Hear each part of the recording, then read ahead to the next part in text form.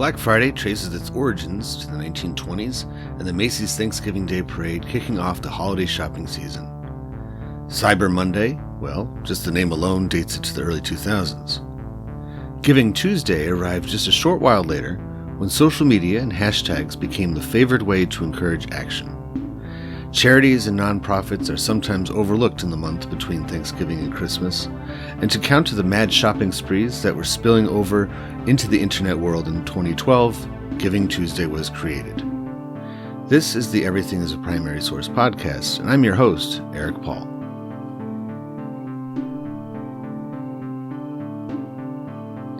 I have 3 podcast karaoke segments to present in order to recognize the day.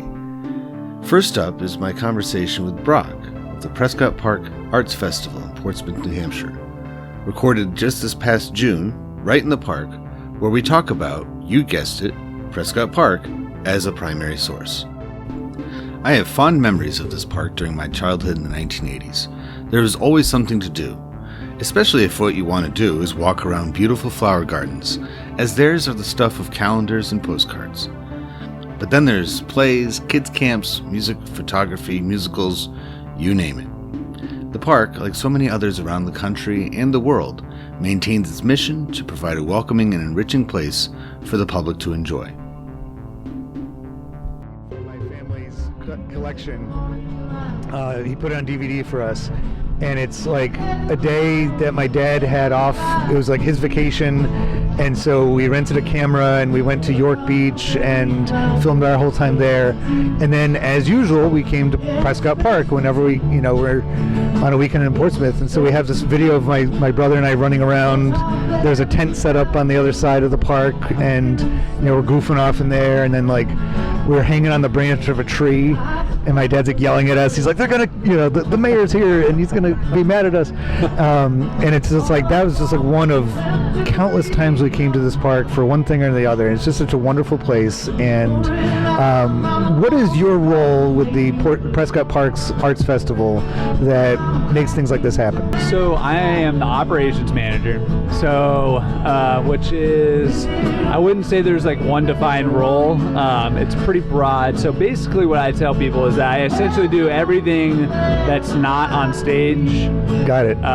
But also a little bit of stuff that's on stage as well. So Alexa McNamara and I, we both kind of run the show out here. We do the concession stand, the merchandise, all the site stuff, reservations, and kind of just making sure that this bad boy is running smoothly. Well, and it's despite that it's 50 degrees and windy, the smiles on people's faces says that you are doing it right. So, what number Chowderfest is this that we're enjoying right now? I want to say this is the 37th Chowderfest. Yes.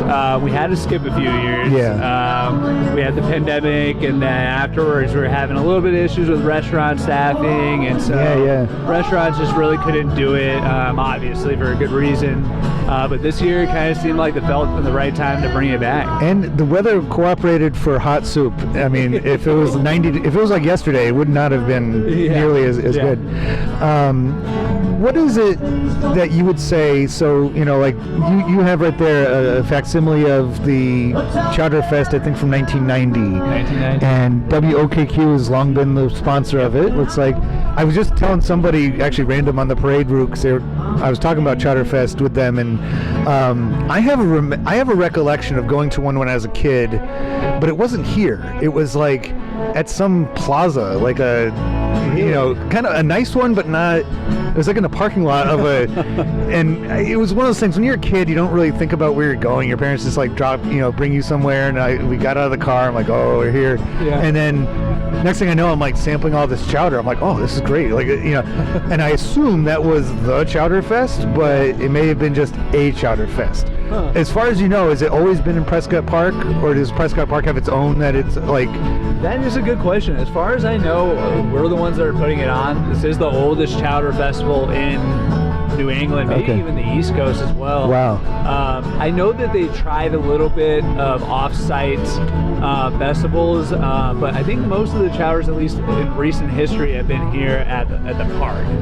What does it tell you about, I think, Portsmouth Maybe we'll just say specifically Prescott Park, that this isn't the only thing that happens here, and you get a great turnout, whether it's chowder, whether it's a musical. What does that tell you about the park's role in Portsmouth culture? Yeah, that's a good question. So Prescott Park Arts Festival is, a lot of times, just like yourself, is kind of their first stepping stone into the art culture, or in the art experience. So a lot of people, like, we talk to people all the time and that are in their 50s and 60s that are saying that this is where they came when they were a kid, and this is their first experience into art. And whenever I do a lot of the hiring, Alexa and I do hiring for the seasonal staff, and we always ask the same question, which is, do you have a favorite memory at the festival? And everybody always has like something very specific to say, and they're always different, which is really interesting to me. Is that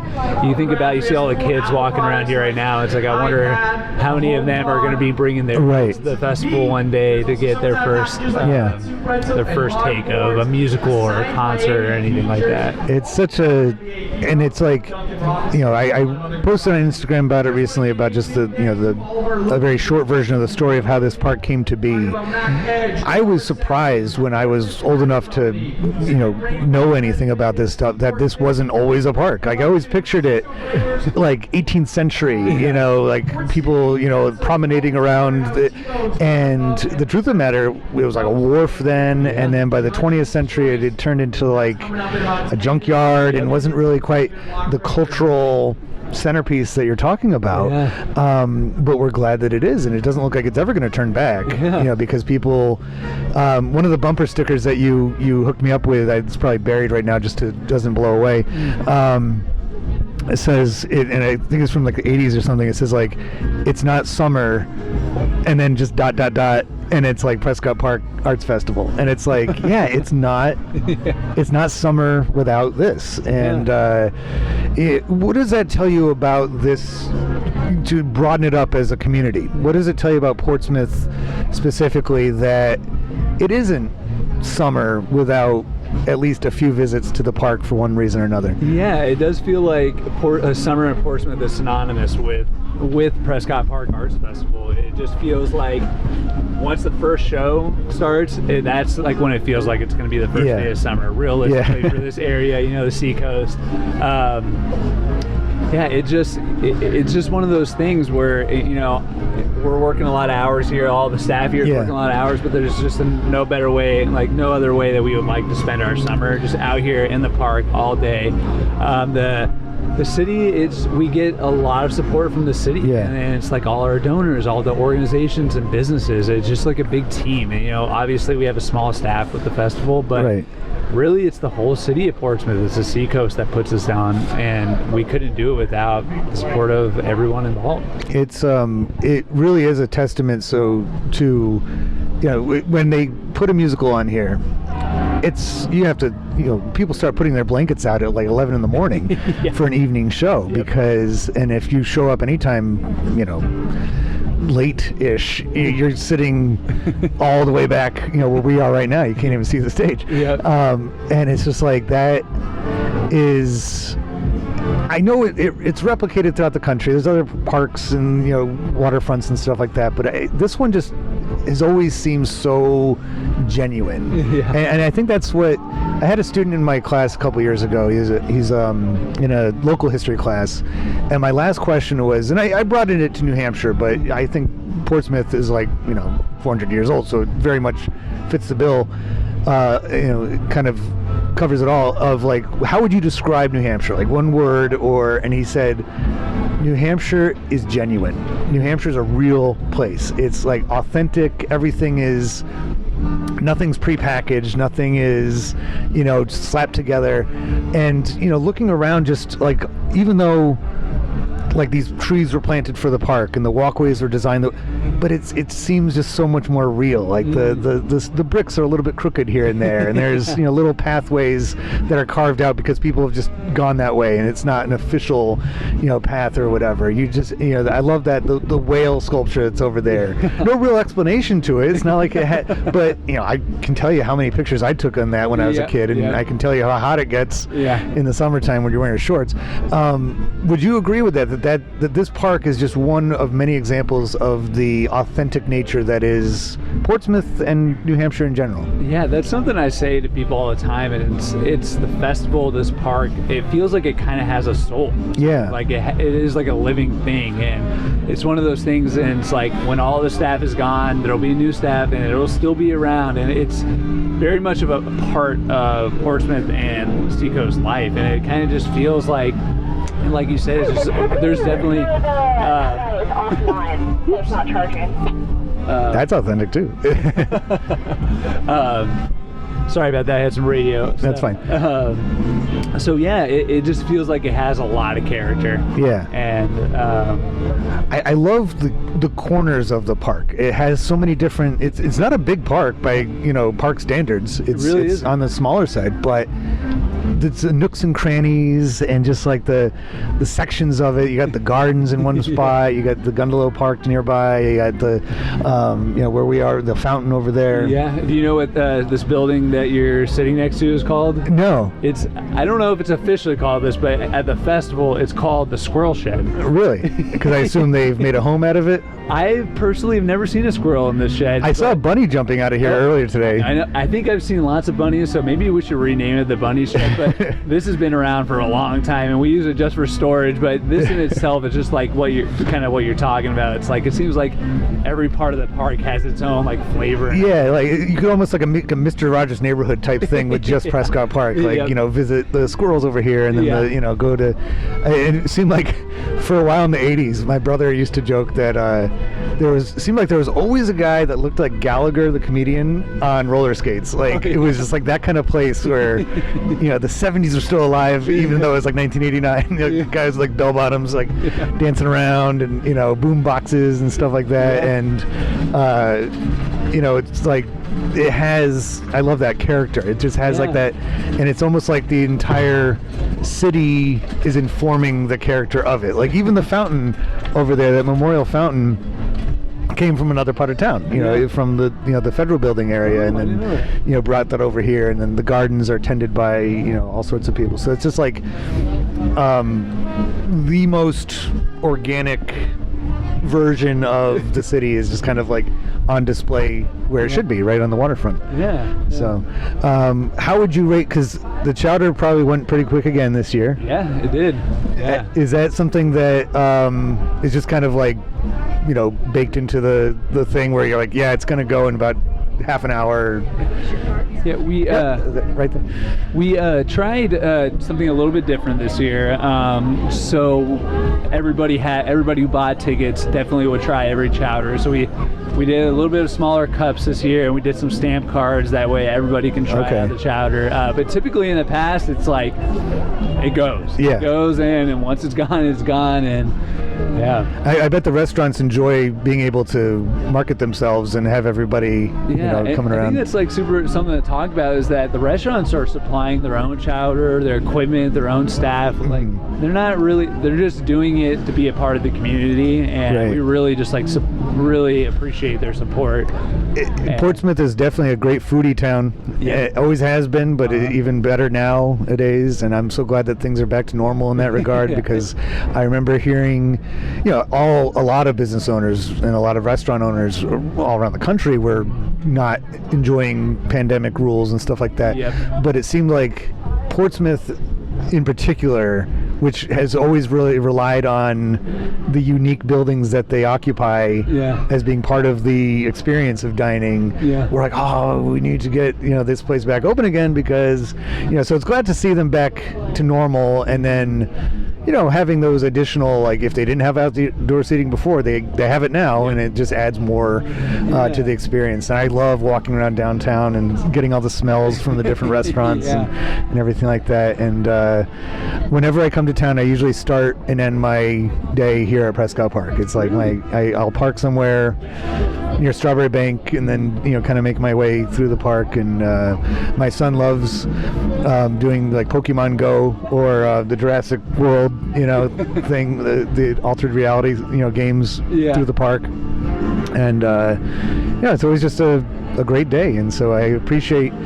The weather's not great today, but it's still a great day. So I appreciate it's perfect you doing weather for chowder. It is. You couldn't have asked for that. I think yesterday would have been awful. Nobody would have wanted hot soup and it's 90 degrees, perfect. But on a day like this, it does fit the bill pretty well. So thanks for stopping by.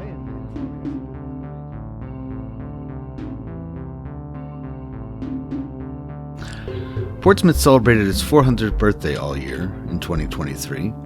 It'll be just a little bit longer until Exeter, another Seacoast region town, and the setting for the next segment, will have its quadricentennial. But when it does come in 2038, you can be sure that the American Independence Museum will have a major role in the celebration. I spoke with Museum Director Jennifer Carr on Exeter's Independence Day. It's a celebration of the Declaration of Independence, just the same as the 4th of July for the whole country, except a week and a half later. Take a listen to our conversation to learn more.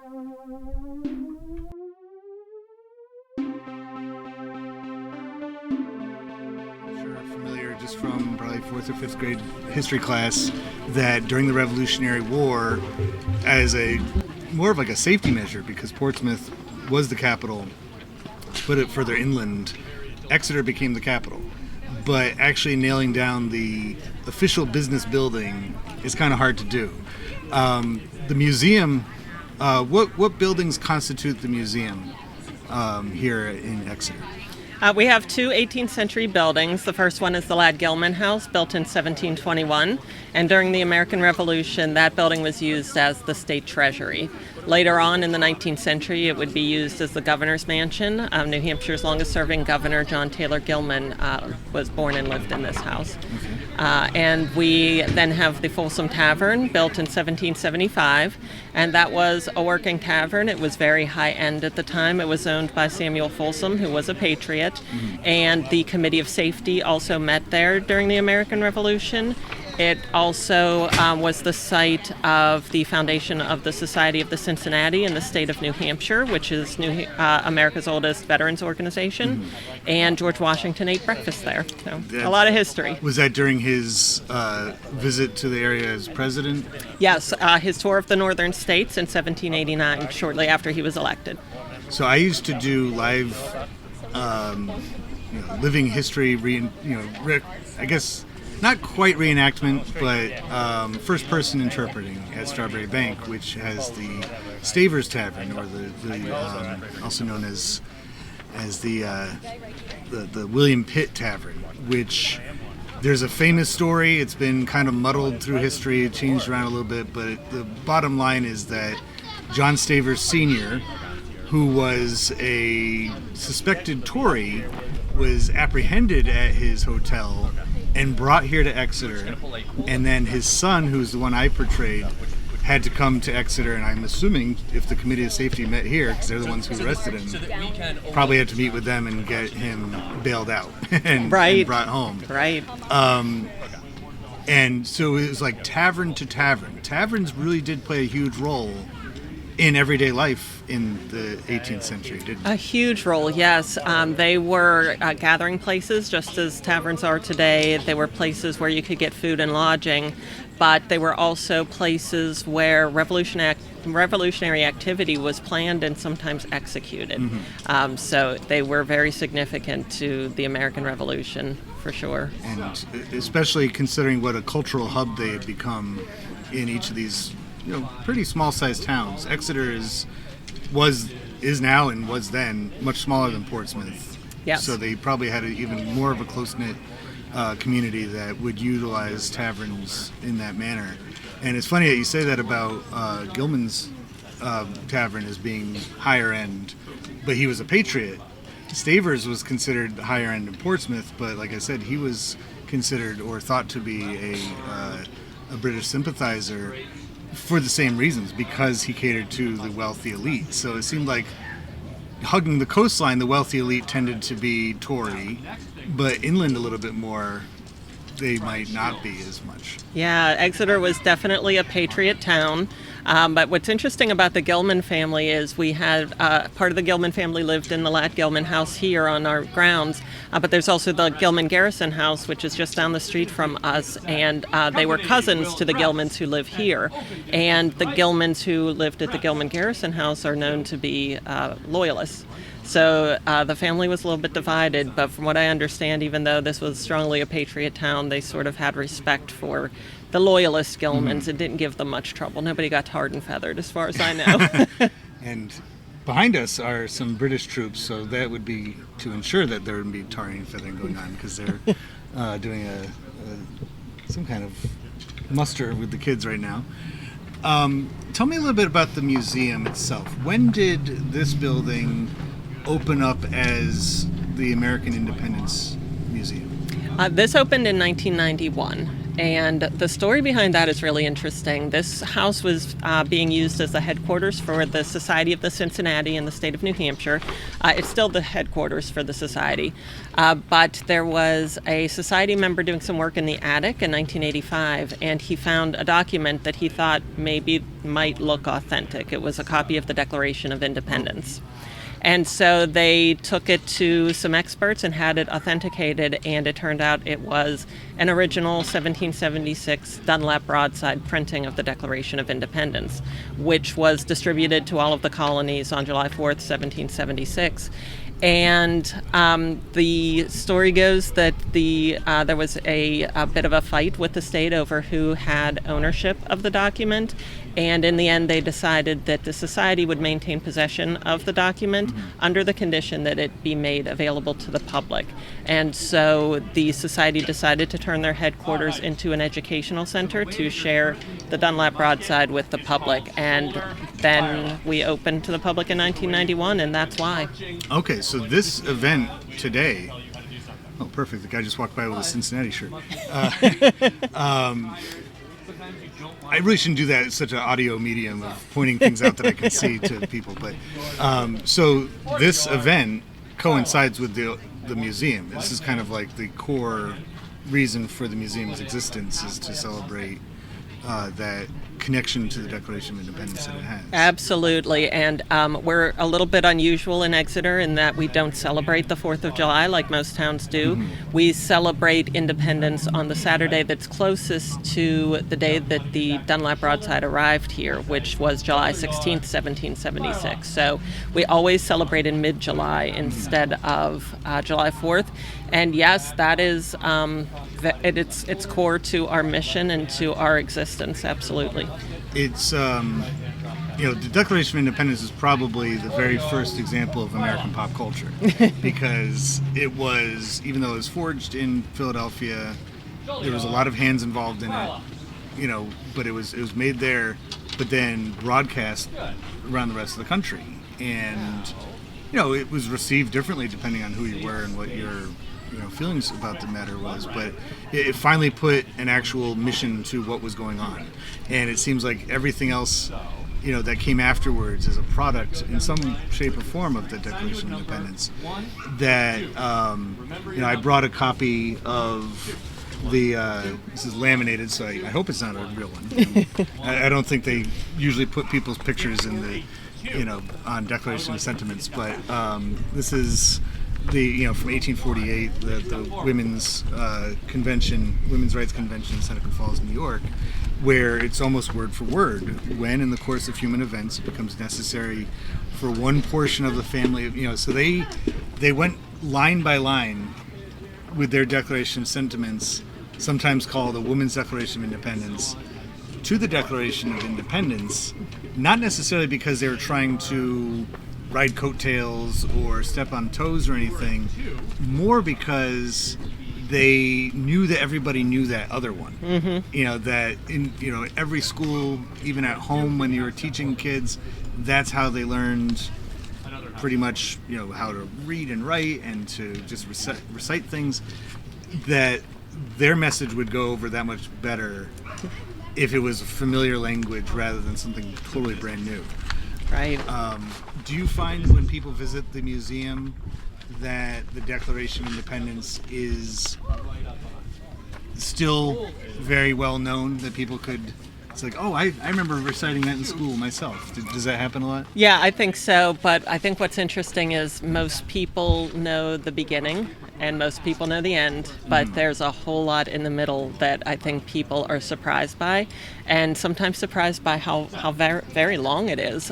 We just had a reading of the Declaration this morning by a descendant of the man who read it in 1776, and it takes a long time to read. It's like a 45-minute read, so I think that surprises people. Get to the allegations against the king. He has.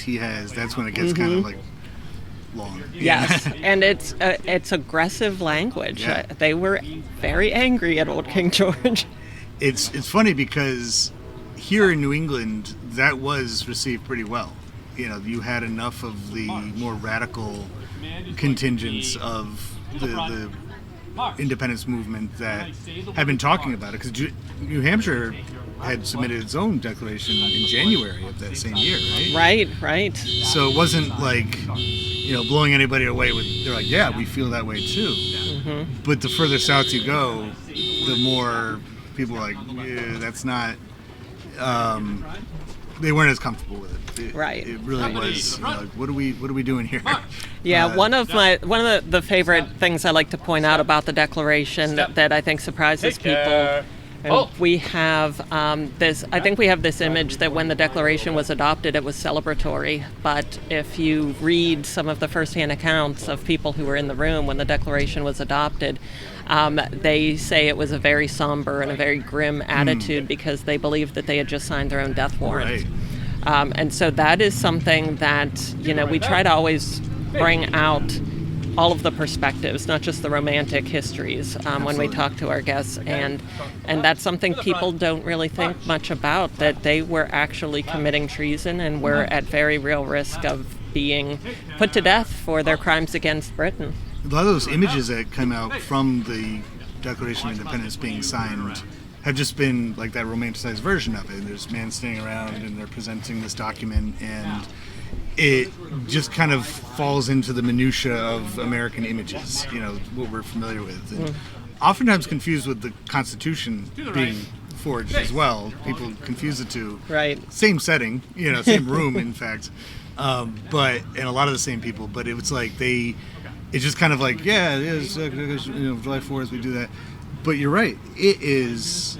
Have you ever seen the John Adams miniseries HBO did? I haven't. It's on my list. It's been on my list for a while. They capture the feelings that you were just talking about very well. Yeah. They show them debating it through the night. It's not. No, also on that. It's like they really get that across. And when John Dickinson stands up and gives his opposition to it, his fears, and then John Adams, shows up his hope.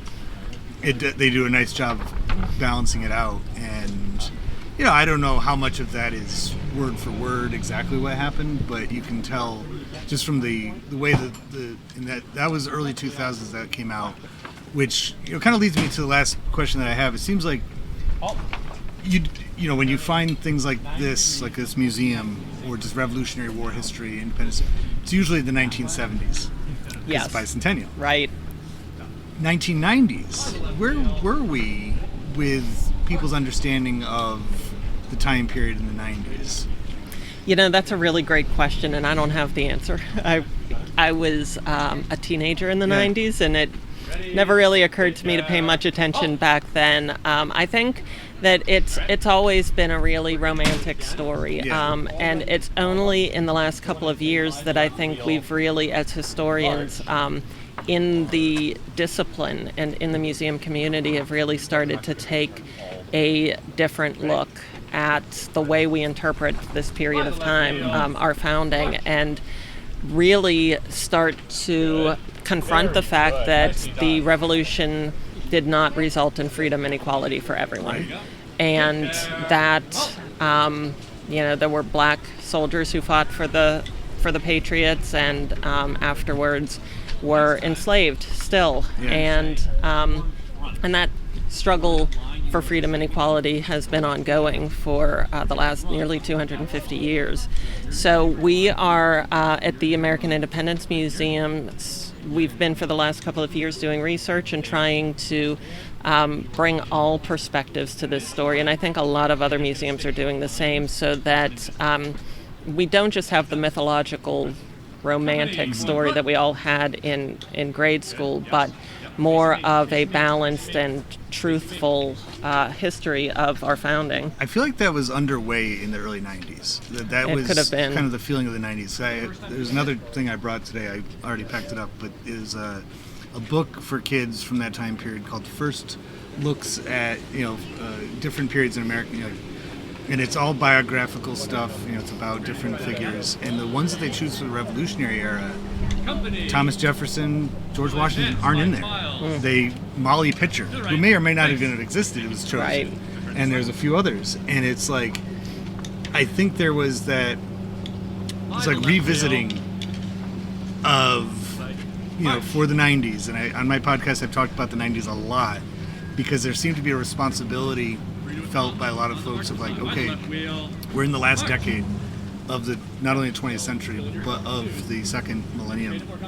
We have kind of a responsibility to usher in the new era responsibly, and not to exclude anybody, and to try to, because Washington, Jefferson, Adams, they've all kind of been recycled, and in the 90s that's where I think there's a lot more attention on like Abigail Adams, Right. not just John Adams.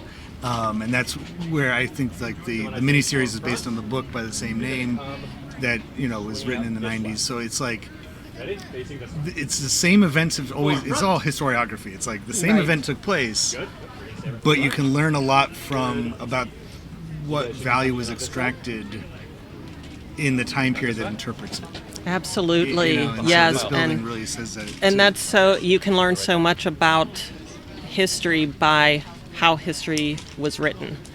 And it, we have this sort of tradition of talking about like Jefferson and Adams as these mythological figures.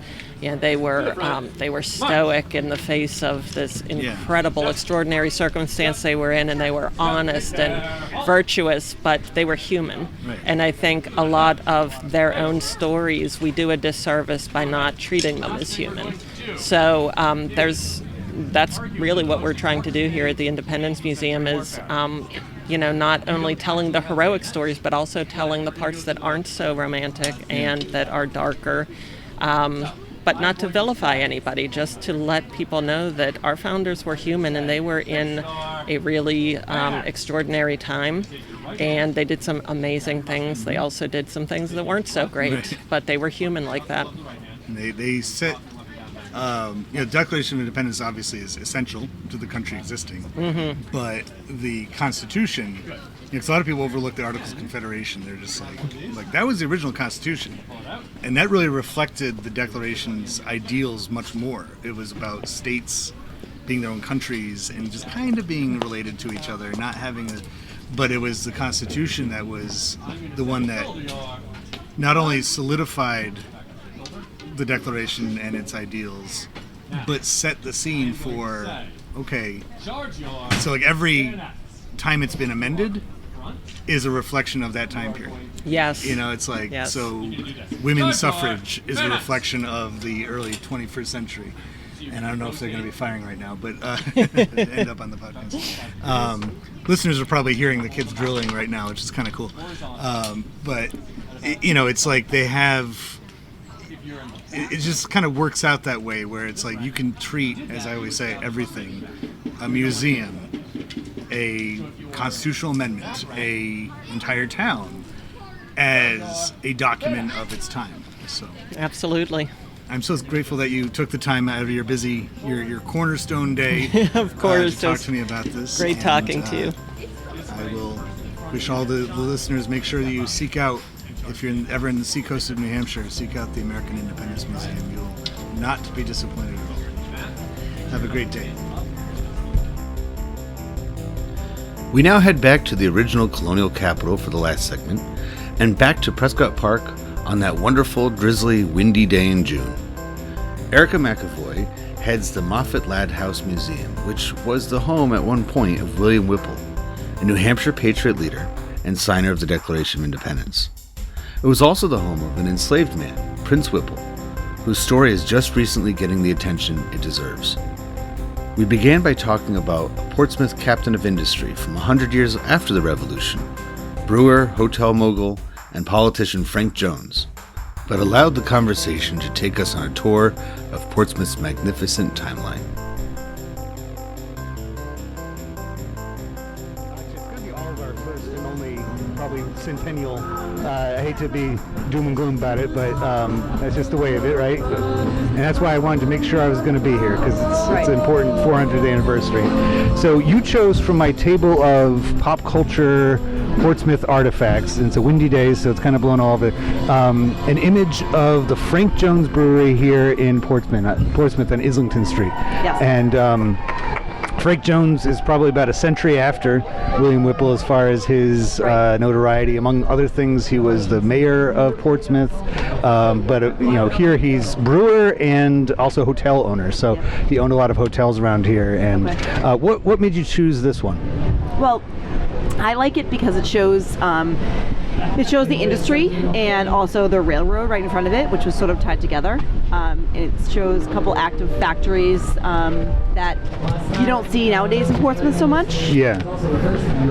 But it depicts a certain period of time. Yeah, when it seemed like the industry was... That's right. What do you think?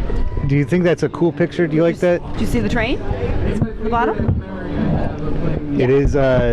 It's like, so I guess the question I have for you is who likely made it? And I guess we can say either the brewery itself or that image, because the image is very busy. Yeah. It's like intentionally made to give... Do you think it was made for investors in the brewery? It almost, I was going to say, it looks like it's showing, it looks like it's made to show industry. It's made to show off sort of what kind of Portsmouth had to offer at the time, I would say, as far as industry goes. Yeah. So it's definitely made to showcase the city, maybe made to showcase its technological advancements, maybe it's made to showcase its transportation. I see the train, although it's not a transportation, it's not so much a it's not a passenger train, but yeah. Industrial train, but should have made to show its industrial advancements and its kind of growth.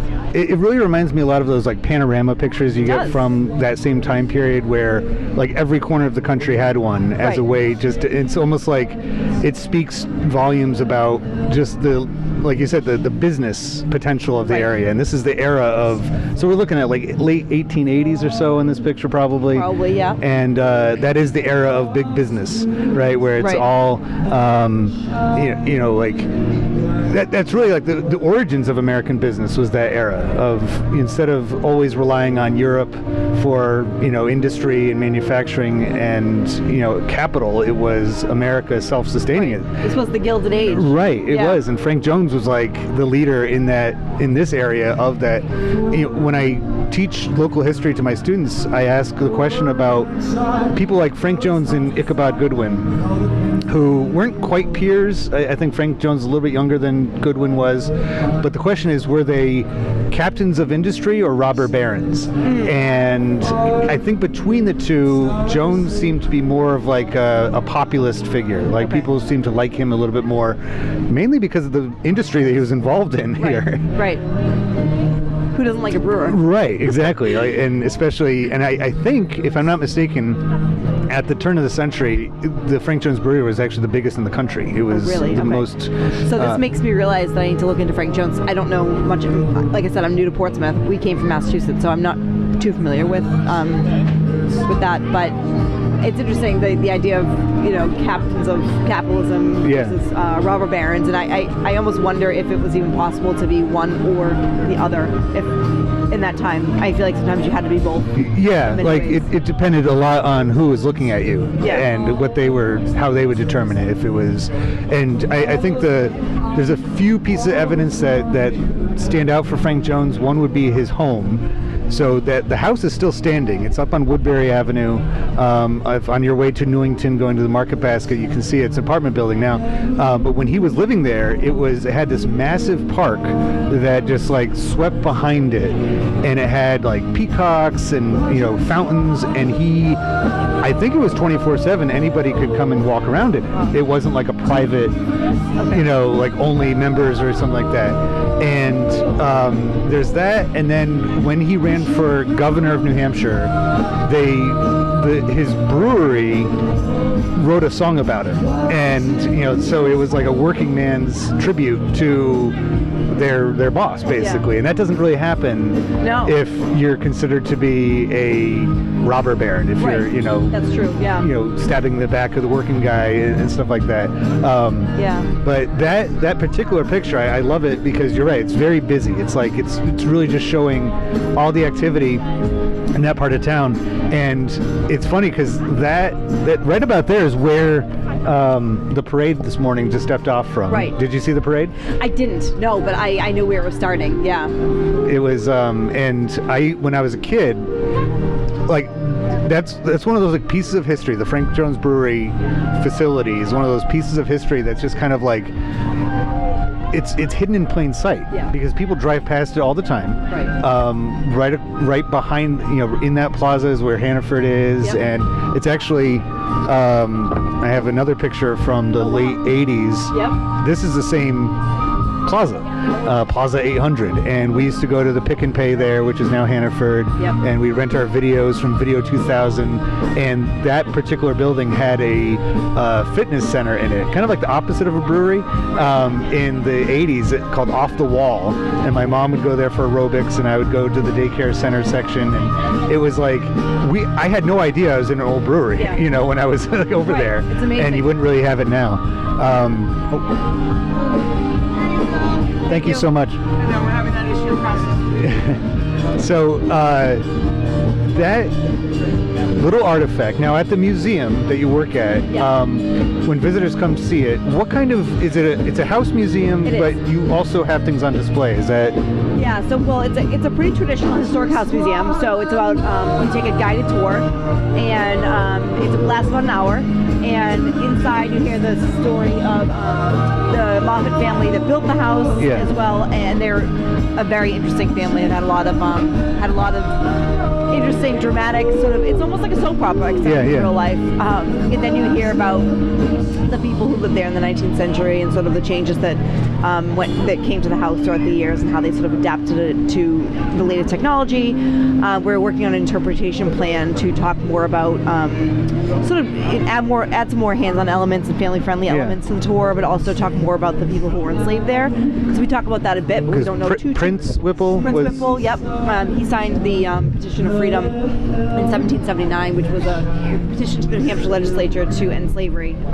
He and Windsor Moffatt both lived there. Yeah. They both signed it. So that piece of I guess quasi legislation or attempt to make legislation, I think always stands out as a great document of its time as well, because I guess it would 18th century pop culture, really, because the Declaration of Independence that had come a few years before really kind of laid the groundwork for future documents, including that one, which said, well, if all men are created equal, and all, if freedom is, why not us? Why it kind of makes sense. And what's interesting is that William Whipple, who signed the Declaration of Independence in 76, was living there at the time. Yeah. And Prince Whipple signed the Petition of Freedom 3 years later, so it's like you have these two very similar yet very different documents, that are I think equally important. They almost like counter each other. Is Whipple buried over here in the Plain of Great? Oh, he's over on the other side of town with all the other people, his peers, basically. Yes. Well, I can't thank you enough for stopping by and being my very first guest. And I know, is there anything else you want to add to this? Do you want to say anything else? You want to say bye-bye? Bye. Say bye. No. Okay. Bye. Thank you so much. Thank you. Documents. that are I think equally important. They almost like counter each other. Is Whipple buried over here He's in the North Point of Cemetery. Great? Oh, he's over on the other side of town with all the other people, his peers, basically. Yes.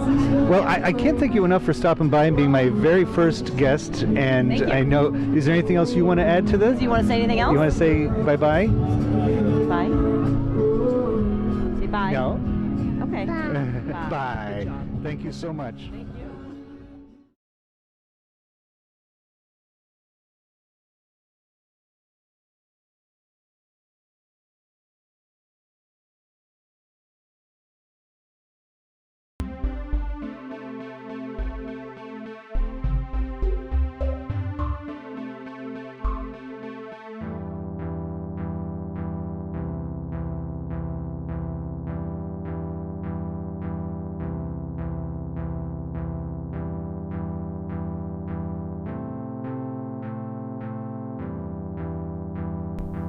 Giving Tuesday is a primary source.